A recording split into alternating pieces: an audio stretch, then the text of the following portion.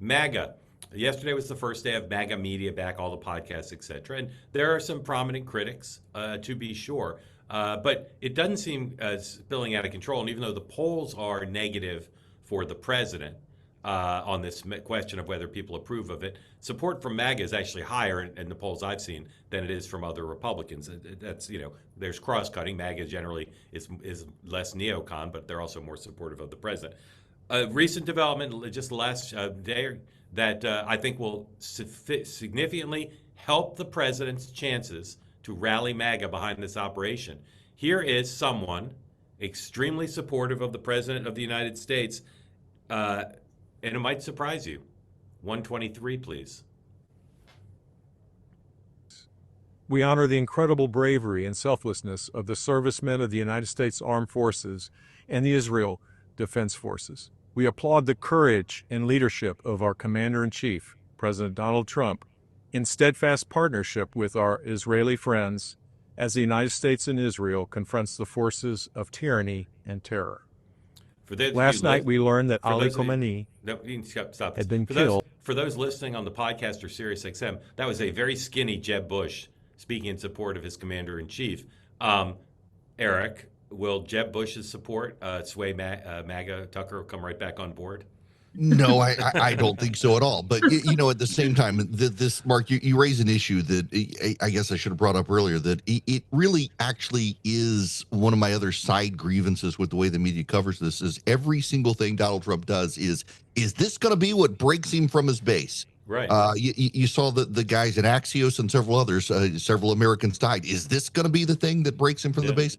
Every media story, and now some of the podcast world is all, what's going to be what severs the president from his base? And I don't think going to war with Iran is going to be the thing that breaks apart the MAGA base. Yeah. Melissa, thoughts on this? I want to tee something up for you. Eric, who's Matt Walsh? Who's Matt Walsh? Matt Walsh is a longtime contrarian on the right who now works at the Daily Wire, has a large social media presence and podcast. Yeah, so Matt Walsh has probably been the most outspoken. I put Tucker aside for a moment. Here's Matt Walsh. This is 107, please, first. On Twitter, he says this: so far we've heard that although we killed the whole Iranian regime, this was not a regime change war. I don't think that makes any sense. And although we obliterated their nuclear program, we had to do this because of their nuclear program. Again, that doesn't make sense. And although Iran was not planning any attacks on the U.S., they might also have been, depending on who you ask.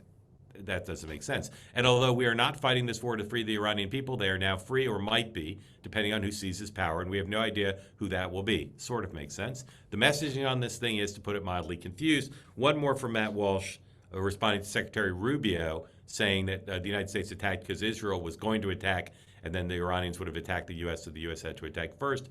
Matt Walsh on Twitter. So he's flat out telling us that we're in a war with Iran because Israel forced our hand. This is basically the worst possible thing he could have said. Now, Melissa, I like to distinguish between arguments that are political, arguments that are substantive, arguments meant to influence the political system, arguments based on free speech, whatever it is. Those arguments from Matt Walsh, it's just not him, but people making those kinds of arguments, many of which are being made by same arguments being made by Democrats. What's the purpose of those? What's the impact of those on what's going on? Well, I think it's just to undermine overall what it is that the president's doing and try to build public support in opposition to it.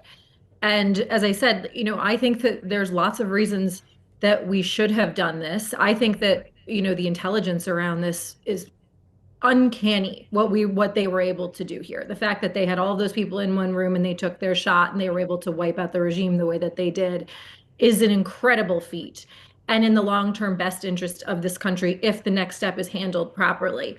So instead, they want to pick apart and undermine all of the shifting reasons for why and try to make people more adverse to this and oppose it on both the left and the right, which is why I'm saying I think the president's blowing it, because I think he has a much more forceful case to make and they're not doing it. And if anything, they're doing it in like a scattershot, disjointed way where they're stepping on themselves. But what's the cost of not doing it? If there's no election tomorrow and they're not going to lose the war powers votes in the Congress, it appears. Well, so there's no cost to Trump, but there's a cost to Republicans. And I would also the election's not for several months. It's not going to do whether this war costs Republicans anything. To me, I'm asking you, is not dependent on are they spinning it correctly in the first week. It's do they win the war? If they win the war, it seems to me this will be very good for Republicans politically. If they lose the war, it'll be very bad. But that has nothing to do with whether Caroline Leavitt's tweets are good enough, is my view. I don't care at all about Caroline Leavitt's tweets, but I remember when 9/11 happened and this country was incredibly unified in what we were doing, and George Bush had a 90% approval going into that war, which later obviously was But that's fell not. But apart for that's not lots in of the. different That's not in the reasons. card. That's not in the cards for this guy. But it didn't need to be done this way, Mark. It didn't need to be done this way. He could have gone out, he could have But made the what's case, he but could what's have the rallied cost? support. What's the political cost of doing it this way? The political cost of doing this way is that you can splinter some pieces of the MAGA base. You have a reason for the left to bitch. You have a reason for the media to say that everything you're doing is authoritarian and dictatorial and you've got no plan. And at the same time, you're off message on affordability and the economy and. There's Yeah. lots of, I Okay. think, political Okay. things that come with this. Right. So, Eric, I think Melissa's list is correct, but I just don't think it matters right now. I don't think it matters now. I think it'll matter a month and a half from now if we're still Yeah. at it. Yeah. If the Republicans win, look at Venezuela. It was negative polling on Venezuela until after it happened, and then suddenly it was majority support. You go after this for a few weeks. I think it helps the president. But to a related point, let me just read you something. I've got this here. Quote, I'm not in favor of regime change wars, and I don't want to be world police, but taking out a monstrous scumbag who's been killing Americans for decades and staged an attack on our embassy is neither of those. It's appropriate, just, and necessary. Anti-war absolutism is silly. That's Matt Walsh from January of 2020 talking about taking out the Iranian leaders. Yeah.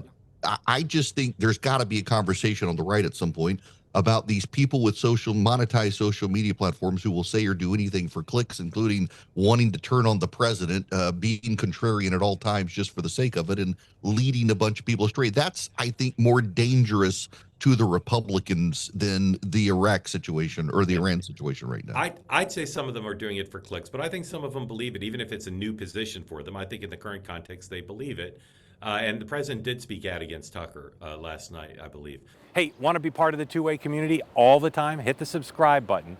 Great video clips like this, plus conversations like no other, full episodes and more, always available on this channel. You got to hit subscribe to never miss a thing. You can now listen to full episodes of The Morning Meeting and Two Way Tonight on Apple, Spotify, or wherever you get your podcasts.